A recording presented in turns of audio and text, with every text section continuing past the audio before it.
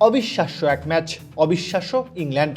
তাদের আক্রমণের সাবলীলতা যেমন রোমাঞ্চকর তেমনই চোখ ধাঁধানো। ক্রোয়েশিয়ার গোলরক্ষক ডোমিনিক লিভাকোভিচ যতটা সম্ভব সেভ করেছেন, ডিফেন্ডাররা যতটা সম্ভব শরীর ছুঁড়ে বল আটকে দেওয়ার চেষ্টা করেছে, তবুও 4বার বল জালে পাঠিয়েছে ইংলিশরা। ক্রোয়েশিয়াও যতটুকু আক্রমণের সুযোগ পেয়েছে সেটা সর্বোচ্চ ব্যবহার করেছে, তবুও দুই দলের মানের ব্যবধানটা যে বিশাল।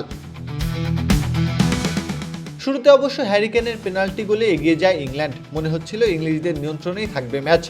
রুচি চানাচুর 300 গ্রাম ও 500 গ্রামের ফ্যামিলি প্যাক, এক প্যাকে পুরো পরিবার। কিন্তু 36 মিনিটে মার্তিন বাতুরিনার দুর্দান্ত গোল বদলে দেয় দৃশ্যপট। ক্রোয়েশিয়া ফিরল সমতায় আর ম্যাচ পেল নতুন প্রাণ। তবে ইংল্যান্ডও থেমে থাকার পাত্র নয়।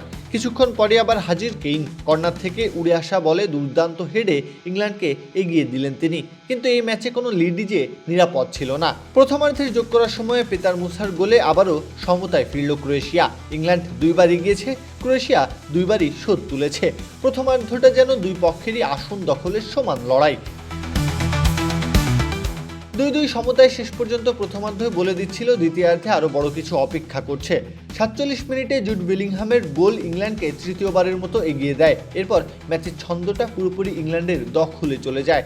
বলের নিয়ন্ত্রণ, আক্রমণের গতি আর একের পর এক সুযোগ সৃষ্টি করে ক্রোয়েশিয়ার রক্ষণকে চাপে রাখে তারা। তবে ক্রোয়েশিয়াও সুযোগ পেলেই পাল্টা আঘাত হানার চেষ্টা করেছে। ক্রোয়েশিয়ার গোলরক্ষক বারবার দলে রক্ষাকর্তা হয়ে দাঁড়িয়েছেন।